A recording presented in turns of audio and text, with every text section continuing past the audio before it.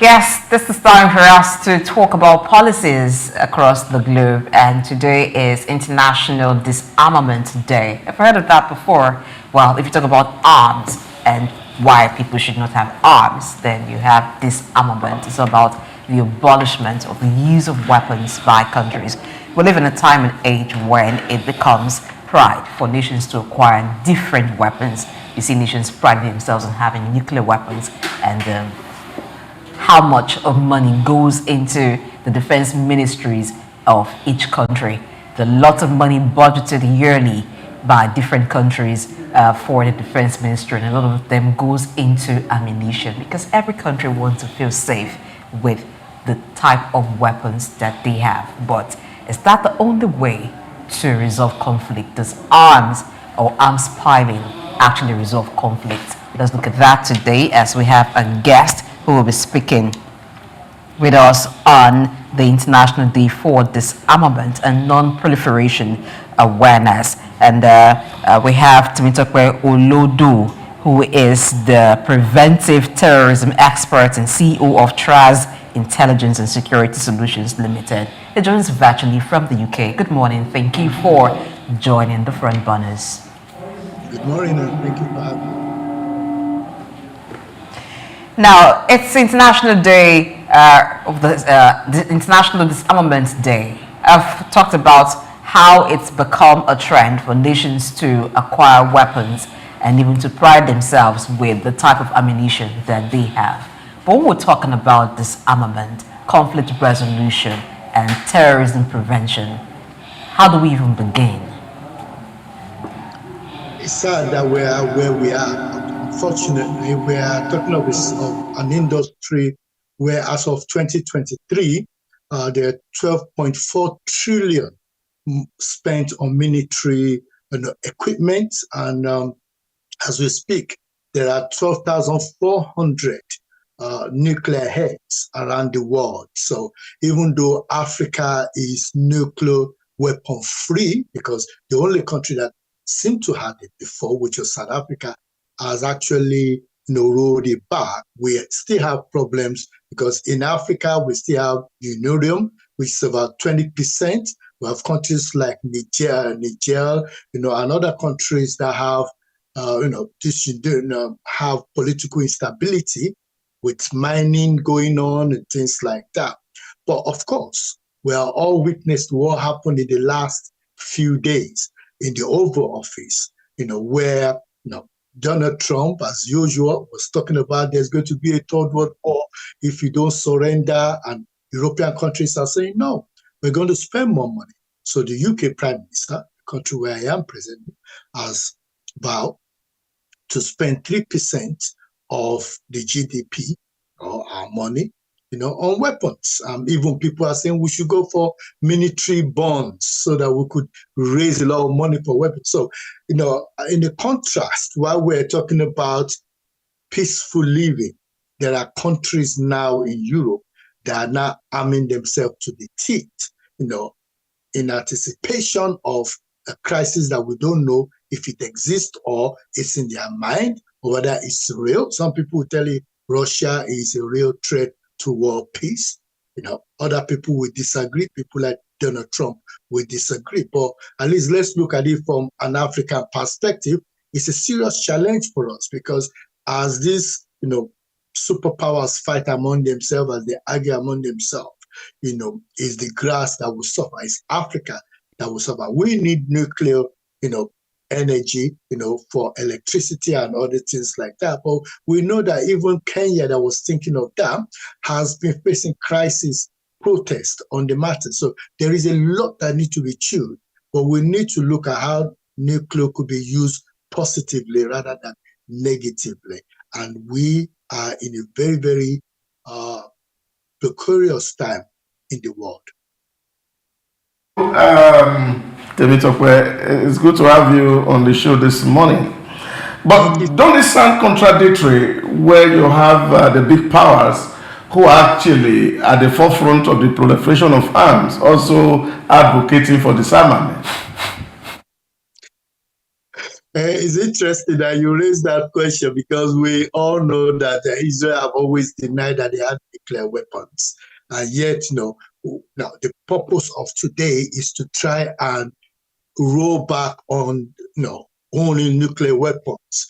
But even in the House of Parliament, when they were talking about it, you could see that why the whole party were, both the Conservative and Labour Party were saying we're speaking with one voice with regard to Ukraine and we're going to raise our fund. They were actually accusing the Scottish party for talking about, rolling back on nuclear weapons. So the issue here, unfortunately, in Africa, we have 44 countries that have already signed off, to making the continuation of Africa being a nuclear-free, continent. But, we must not kid ourselves. Weapon is still being used. We saw what happened in Gaza. We saw, it's not just about that, nuclear weapon alone. It's about weapon, free flow of weapon. And we know how free flow of weapon, even from Libya, has entered into Nigeria and causing mayhem on our streets, and our government cannot control it, or they don't have the capacity,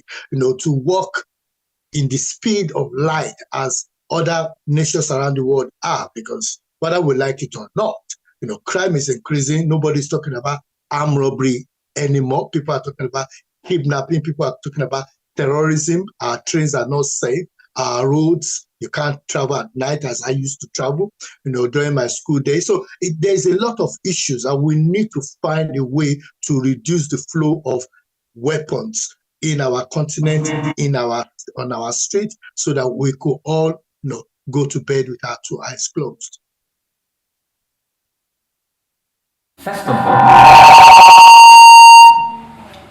First of all, I only have a problem when Nigeria has weapons, but the weapons or proliferation of weapons is in the hands of non-state actors. That is only when I believe it is dangerous for us as a country.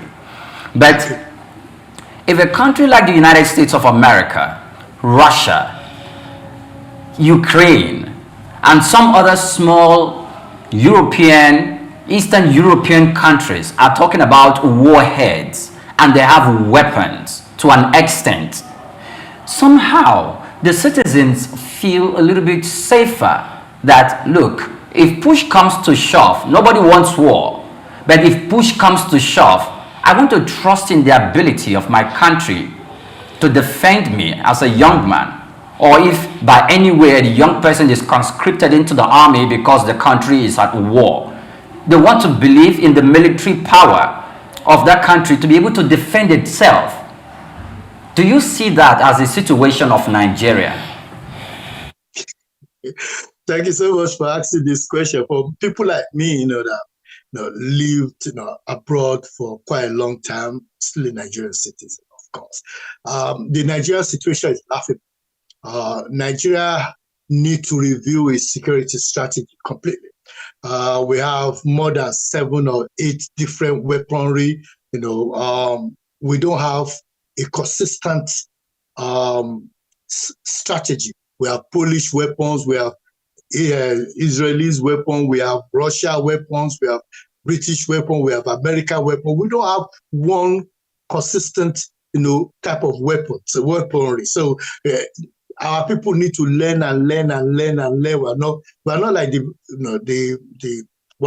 Israelites that take the weapon and amend it, adjust it to suit their situation.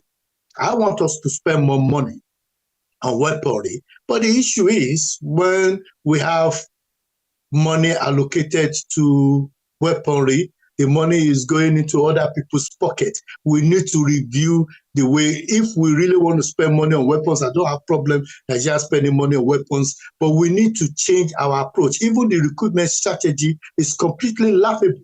If you look at some of the recruitment, they are recruiting for, chaplain, recruiting for cook, instead of recruiting for people that can fly drones. Look at our youth, intelligent officers. How many times have you seen them recruiting for intelligent officers? They take it from among their own people.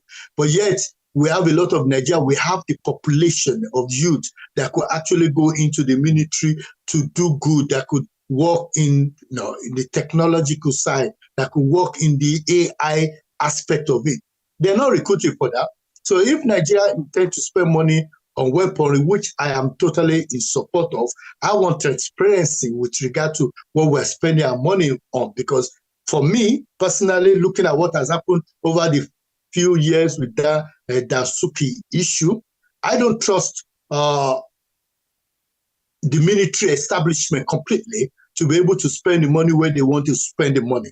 And if they intend to spend the money, just like the UK saying we want to spend the money, you could hear them, they were applauding the fact that, oh, we are going to spend money in Belfast to get weapons for Ukraine. It's not just about saying we want this amount of money. We don't see anything in Ibadan, in Lagos, in Maduguri. I want to see youth recruited.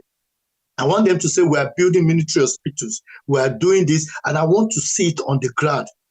That's what I want to see. If we want to, improve our military, I have no problem with that. But let's do it and let people benefit from it. Let the business, local business, benefit from it. But in Nigeria, it's a different case. When they say they want money like that, believe you me, some people are smiling to the bank, and that is not what we want when it comes to having weapons. We need weapons to protect ourselves, and we could use weapons in a positive way. Nothing wrong with that. But what we don't want is weapon that is used to target other countries or to target civilians, and we don't want that.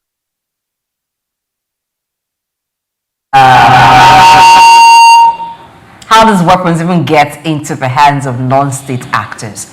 Now, the weapons and ammunition industry is one that is very big and worth hundreds of billions of dollars. And if we're looking at warheads, as of March 2024 alone, it was said that the states with nuclear weapons together possess about 12,100 warheads. And we'll also look at the theories that have been postulated from different quarters about weapons manufacturing countries or companies in those countries having the ability to influence geopolitical tensions in areas necessitating the acquisition of these ammunitions. Now, let's even take Nigeria, for instance. There have been several reports of how Nigerian customs have intercepted weapons that were designated for different areas in Nigeria. What do we say to that? If we're talking about peace and peaceful conflict resolution, should we not also look at the weapon manufacturing industry? What is their role in this? You raise a very important question, because you need to understand that when if you witnessed or if you listen to what happened in the Oval Office, you could understand exactly where the challenge is with today's awareness issue. Because Donald Trump is concerned that America is spending a lot of money on Ukraine and they're not getting enough back. And as a result, he wanted rare elements from the ground as surety for the amount of money that they have given to Ukraine. So you could see that we're talking about business. Some of these countries, that is what they trade in. And we know that even Europe just stopped paying back the loan that the Americans, gave to them, or the weapons that America actually used, in the Second World War. So this is business. Let's not kid ourselves about it. Unfortunately, Nigeria was, within the region and within the continent, was a leading country in the production of some form of arms. But unfortunately, we have very blessed leaders, and unfortunately, that place was turned into something else. The warehouses that were meant to be developing those weapons are turned into something else.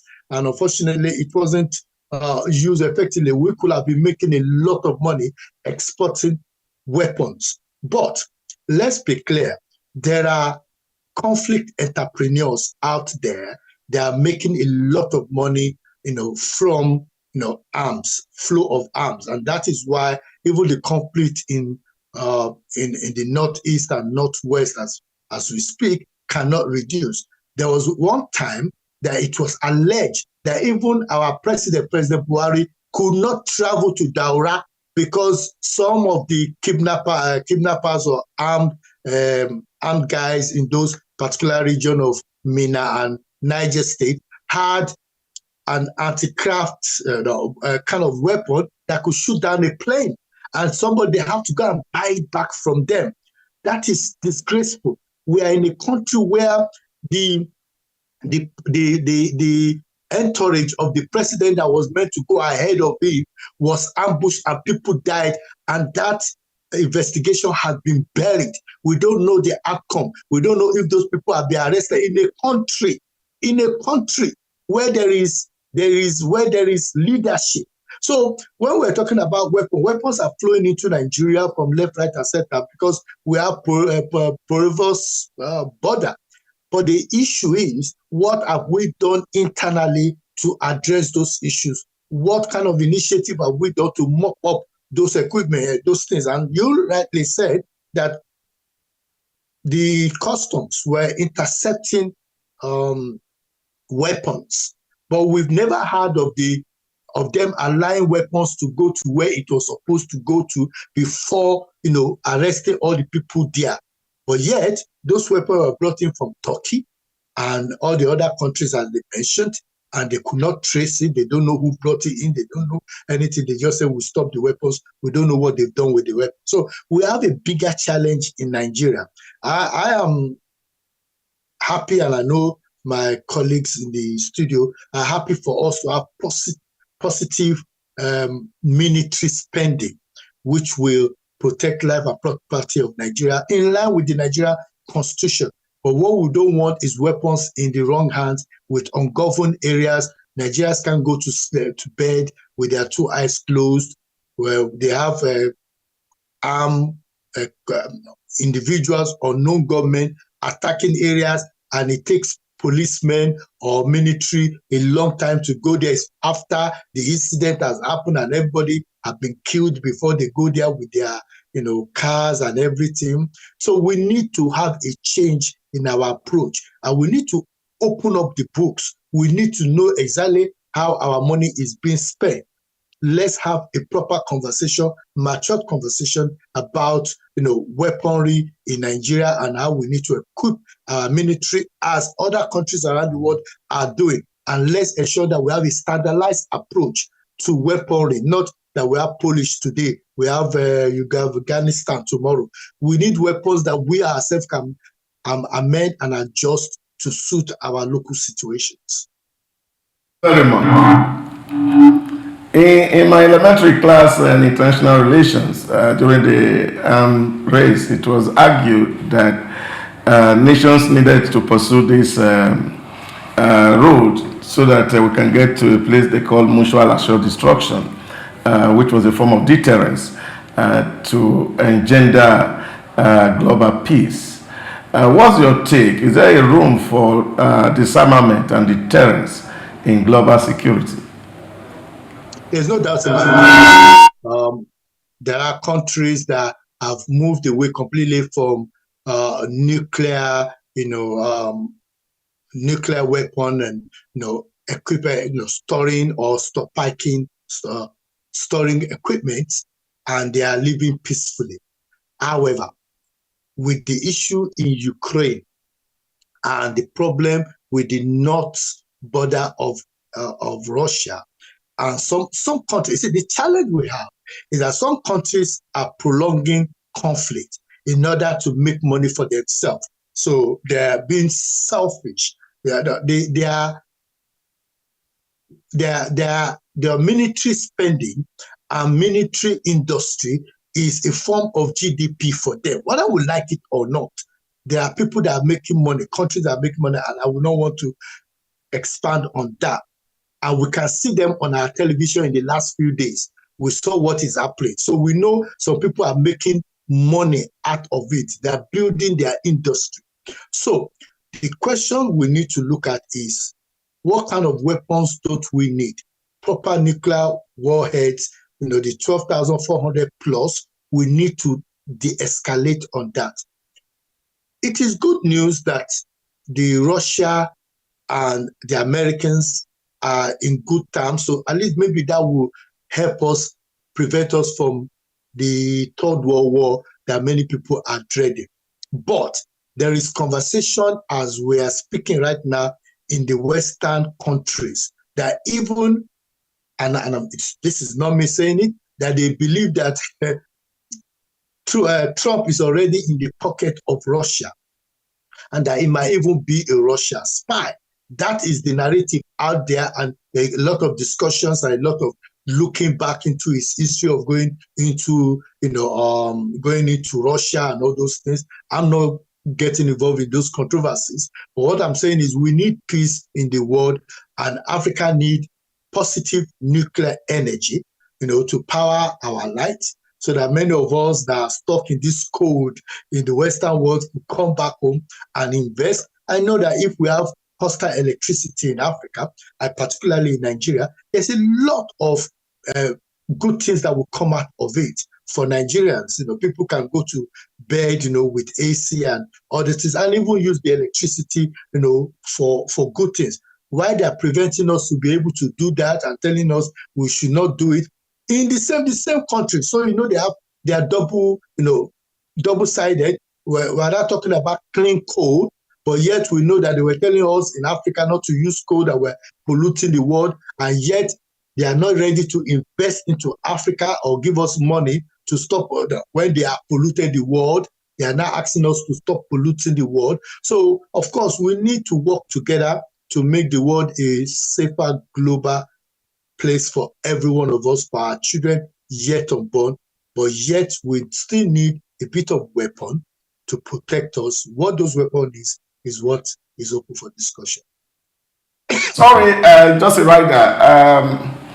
Also looking at it, the strategic arm limitation talk 1 and 2 all came. The whole idea was, how do we ensure that nations that are not mature don't have access to weapons?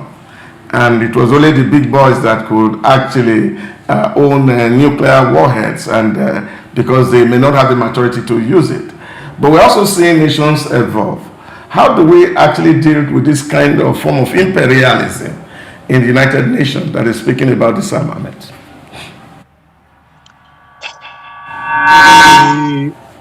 The United Nations is another piece of work, because I remember studying that in my political science days. And when you look at the politics that goes on in that place, sometimes you are driven to tears, because there's a lot of good things that should be coming out of that place, but that is not.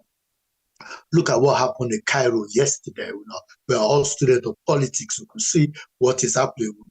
We'll hear what Donald Trump is saying about Gaza and turning that place into a paradise, and those kind of things. We know that the kind of weapons that were used in Gaza, for example, is going to take a lot of money to be able to get those ones that have not even exploded.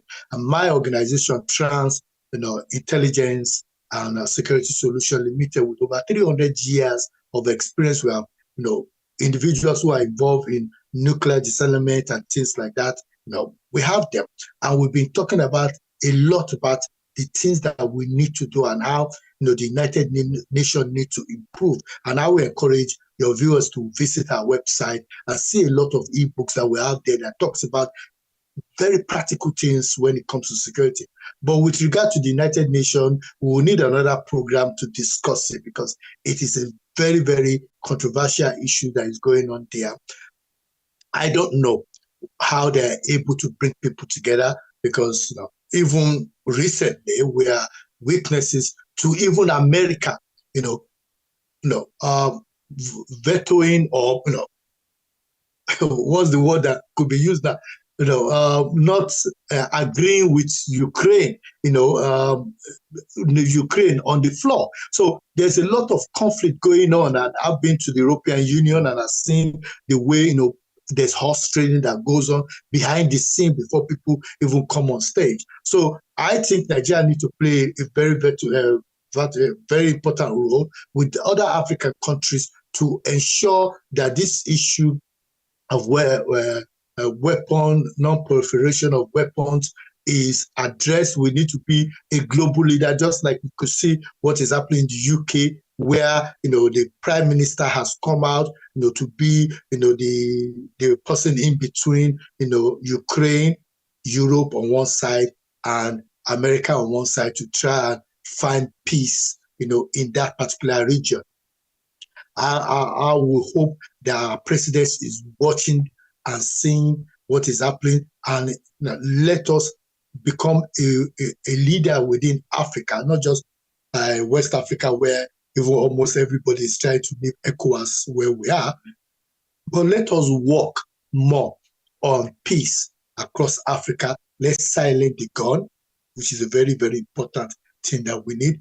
Let us reduce the ungoverned space within our country, and let us go to United Nations and work with other nations there to ensure that weapons proliferation is an issue of conversation, not just for today, but every day, and that our people can go to bed knowing that there's no nuclear warhead that is going to affect Africa when they start trade. But I think we need to work more with those people that have weapons and get them to de-escalate. But you could see even in the United Kingdom, they are not ready to leave their nuclear heads, and they're already attacking the Scottish party for even suggesting it and saying you are the ones with saying that we should not have this weapon, but this is what we need against Russia. It's like the fear of Russia is what they are using, to arm up citizens to agree to, more money for military spending. And there are a lot of British people like myself that have said we are willing to pay more, in taxes if it means that it will keep us safe and keep our children safe. So there is a paradox. We really need to look at it, but it's not a one-day debate. It's a conversation that we need to have another day to really go into the nitty-gritty, to look at issues and see how we could strategically address it. Temitope, let me bring you back home again. Now, if Doc talked about the mutual, the MAD, M-A-D, mutual assured destruction.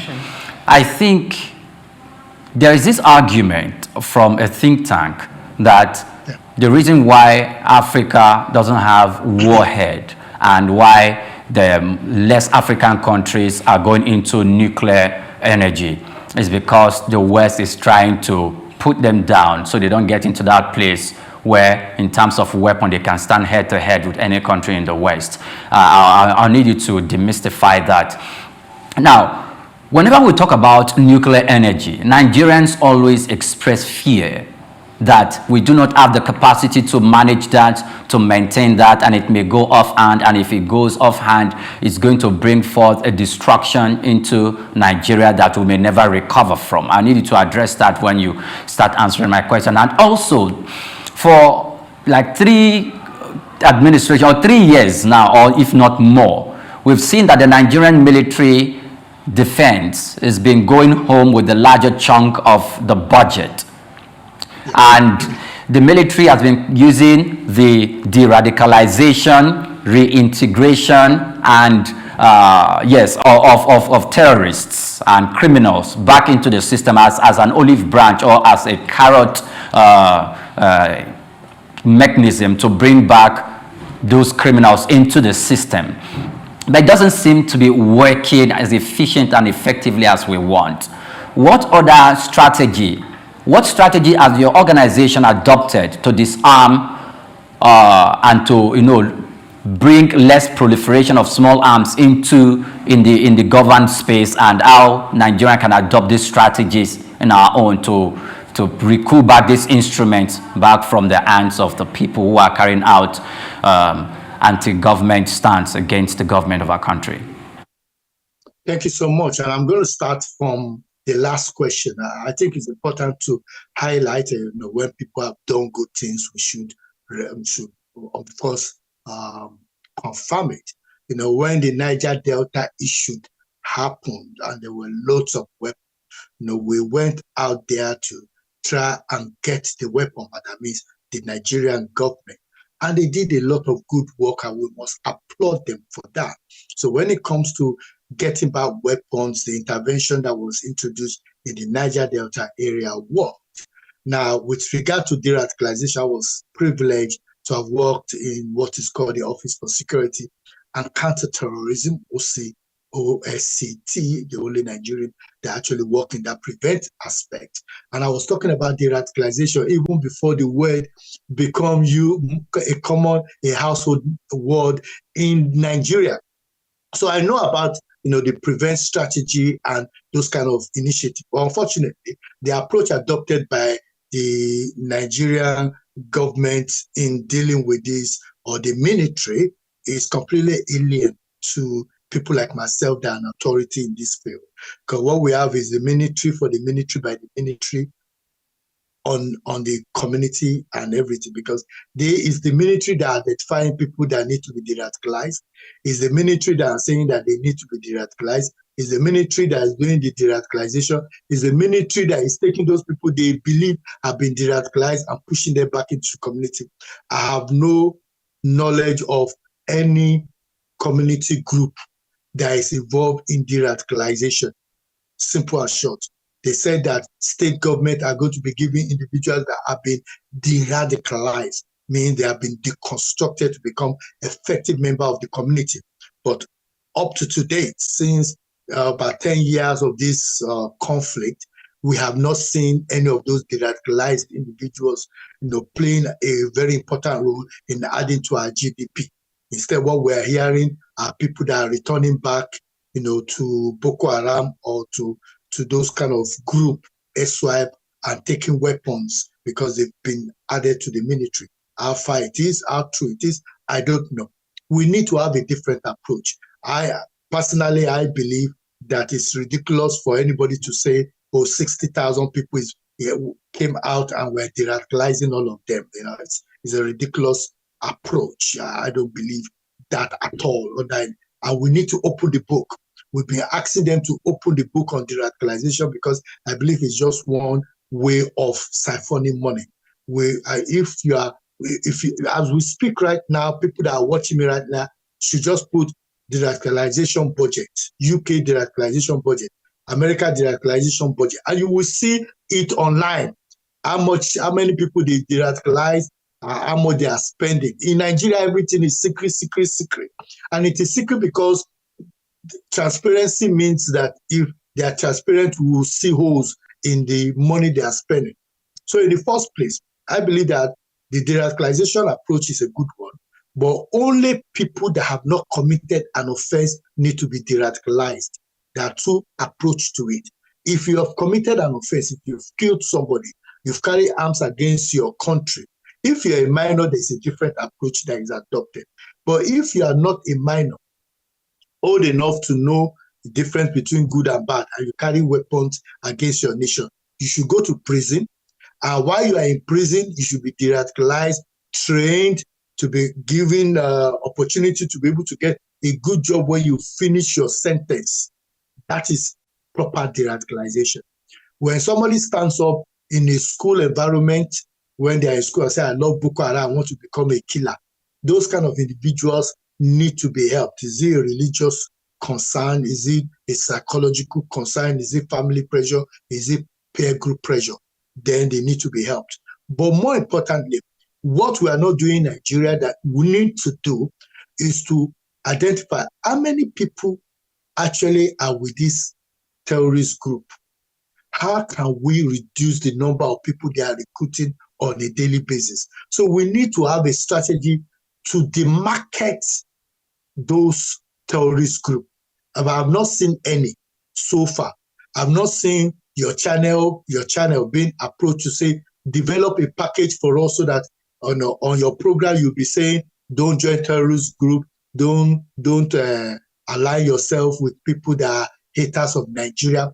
Nothing like that. So if they are spending that kind of budget and they're saying, okay, you take your own radio station, take your own, the newspaper station, take your own, and they are trying to tell Nigerians in the language they understand that they should not join this terrorist group, they should be good citizens, they should love their country, then they are spending the money positively. But we are not seeing any newspaper, any advert of any kind, and yet they say they are spending billions. So let's pack that aside. Now, with regard to, I think it's unfair for Western countries to say that countries like Nigeria should not have pure nuclear energy, that it wants to be used positively. We know what they are doing to Iran at the moment, and I'm no supporter of Iran, so let's be clear about it. You know, Iran have exhibited that they are a hostile country, you know, within the region where they are, and allowing Iran to have nuclear weapon would mean that countries like Saudi Arabia and the others might also want to go down that route. And we don't need those kind of extreme countries, you know, like, you know, North Korea, to have nuclear weapons, because they become a threat to all of us.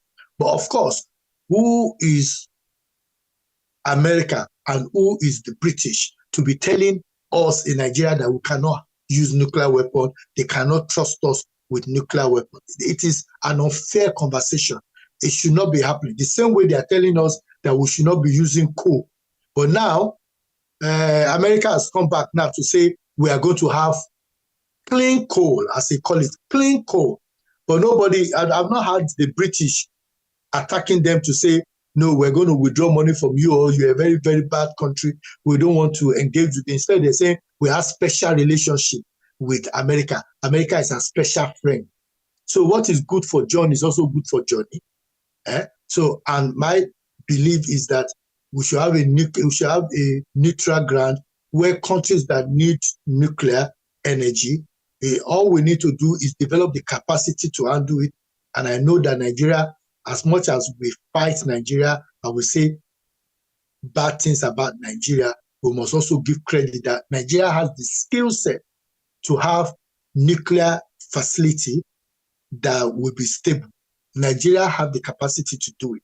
And we need to really find a solution to our electricity. We know that El-Rufai had come out to say all kind of things about the fact that he had a conversation with the president to work with the president to help with our electricity and make it work. Unfortunately, he did not get that post.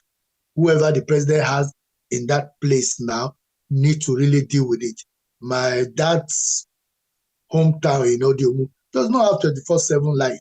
So we need, you know, I know a lot of places, a lot of villages in Nigeria that don't have electricity. We need to have a mix of energy, and nuclear energy is one option. And I don't want Nigerians to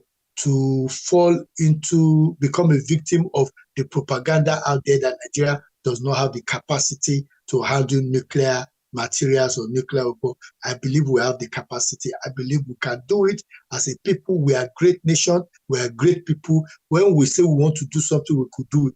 We are just blessed with some very, very, too early in the morning to say, blessed leaders that do not put Nigeria first. I don't know of the UK Prime Minister having an account in Nigeria.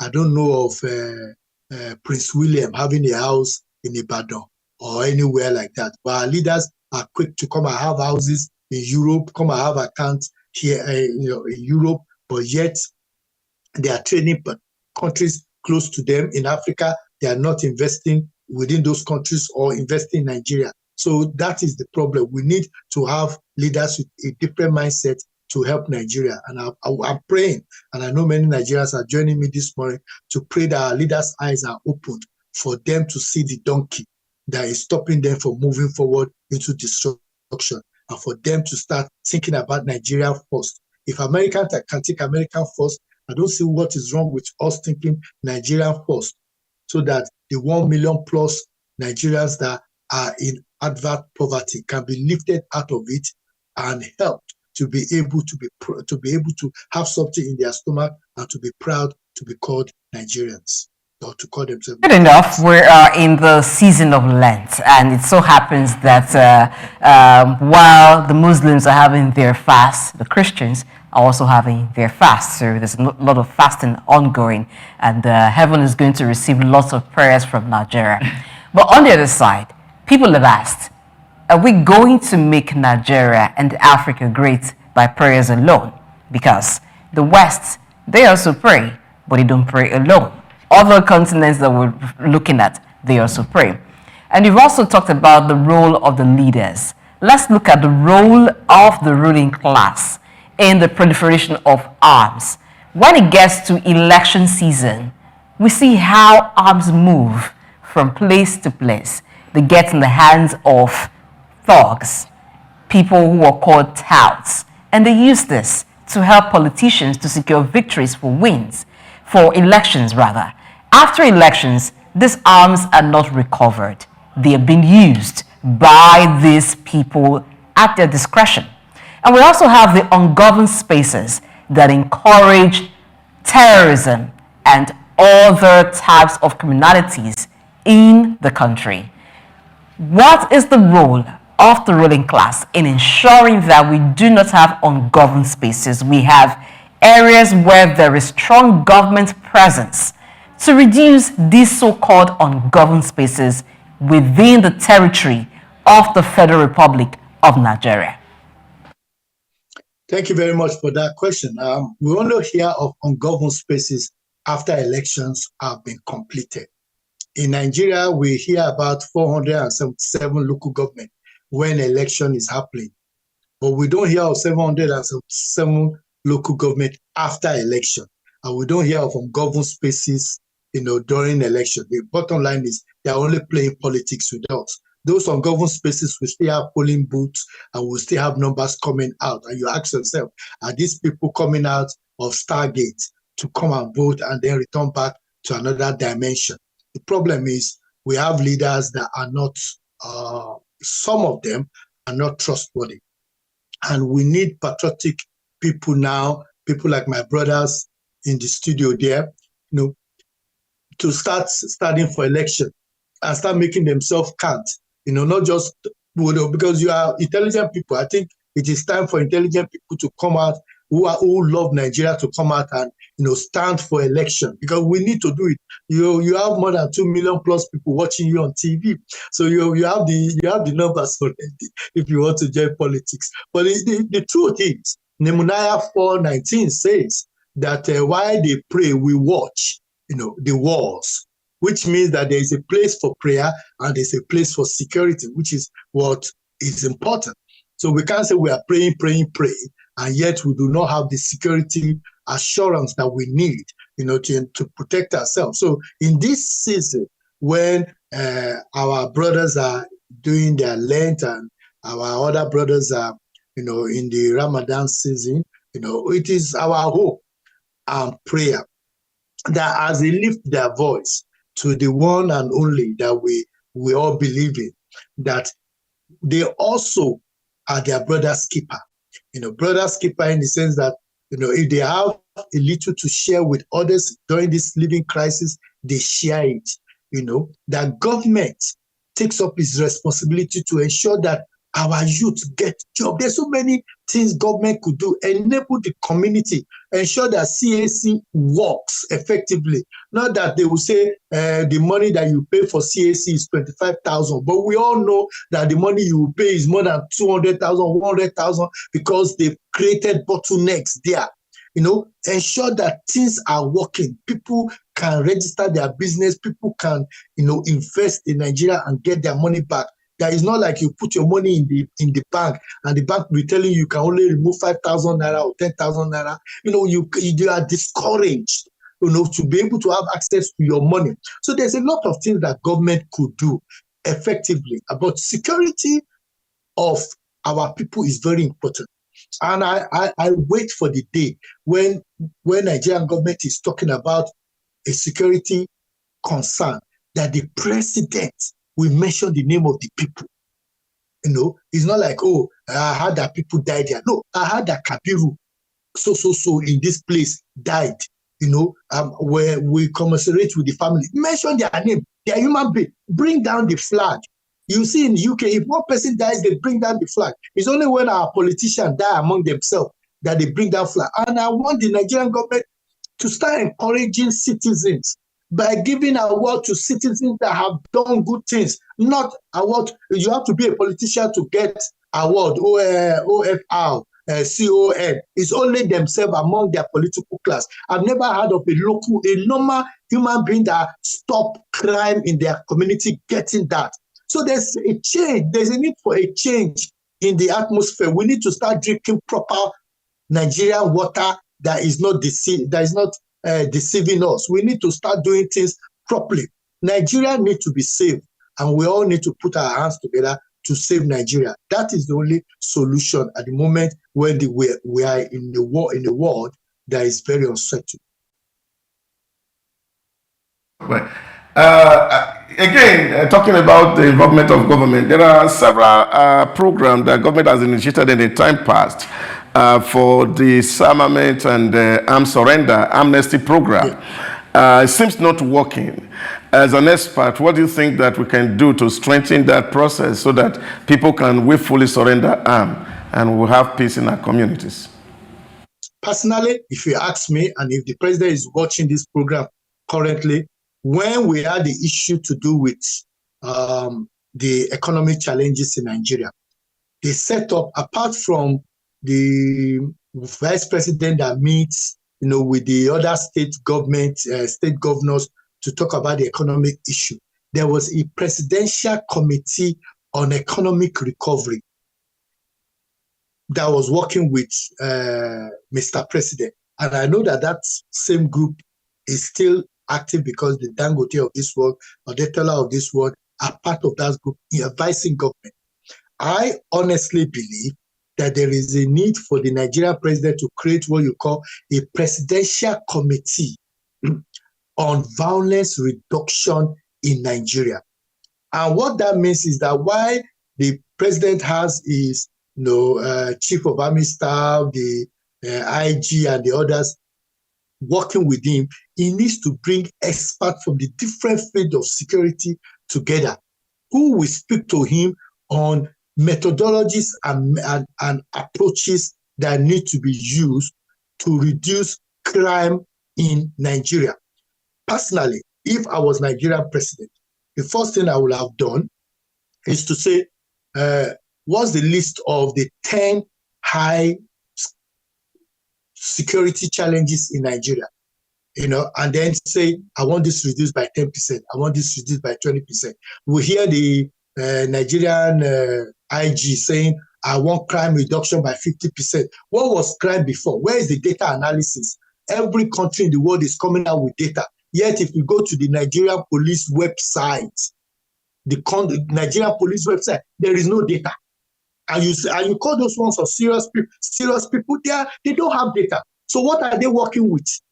Even when my company paid money to our staff to go to the IG's office to drop a paper there to ask them for non-proliferation weapons, how many weapons they have seized. I'm talking of almost close to 7-8 months. They do not even have the courtesy to respond back. And you say that is a serious group of people that we need to work with, people that cannot return back messages, people that cannot engage, people that cannot give data to media houses and to people that are asking them.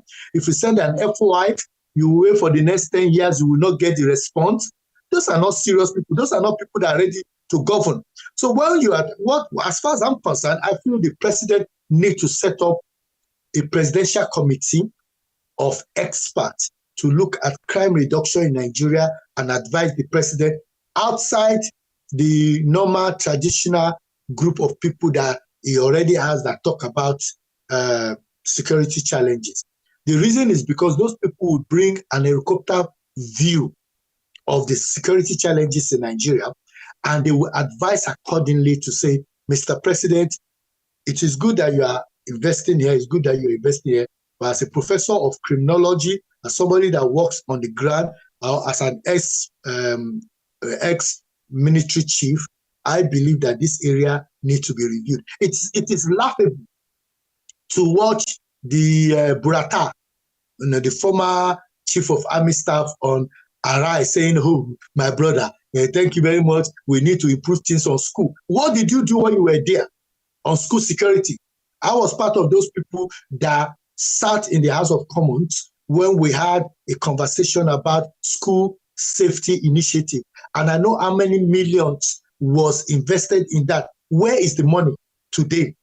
When the Europeans gave us money, or when people, all these partners brought money together to say safer schools, where is the money? What are they doing with the money? They said the money could be you could go there and try and get grants as a school in Nigeria. How many schools have gotten money from it? So you find out that corruption has really eaten into Nigeria, and that is the major challenge that we have. Until we bring in a corruption-induced injection into Nigeria, will always happen, because Nigerians, if you withdraw corruption, or if you deal with corruption, people are going to fight against it. But if we don't have initiatives that help to address issue of corruption, give people better salary, create transparency, and all those kind of things, Nigeria will continue to be where they are. But if Mr. President is listening to me right now, he needs to set up a presidential committee on crime reduction in Nigeria. And then that presidential committee of 10 or 15 people, including women, including young people who have the expertise, that could talk about AI penetrations and how this Yahoo thing is happening, and how we can even find a route to bring all these boys, use them by DSS, use them in intelligence, move them away from life of crime, let them actually be the ones helping us to look at how to use technology positively for the growth of Nigeria, rather than locking them up and saying that they are not good for nothing, but yet those boys can actually use the system that even the IG cannot use. One point you just raised, and we wish there was more time to go into other areas, but we thank you so much, Temitope Olodo, who is the preventive terrorism expert and CEO of TRAZ Intelligence and Security Solutions Limited. Brilliant insight on the show today from you. We thank you again. Thank you very much for having me. It's a pleasure.